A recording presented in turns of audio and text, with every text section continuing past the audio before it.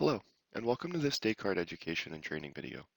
In this tutorial, you will learn how to print replacement labels.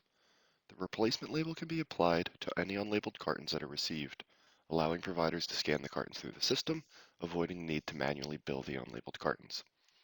To print replacement labels, select Inquiry and Reports, and then select the replacement carton labels. If there are no labels set up, the retailer in question should be contacted on how to handle these unlabeled cartons, and if a replacement label is to be used, they're typically set up to the retailer's specification.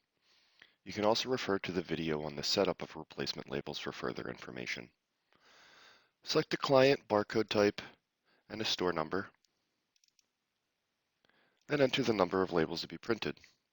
Select the LaserJet printer option, and the printer or print type can be changed by clicking on the current printer box.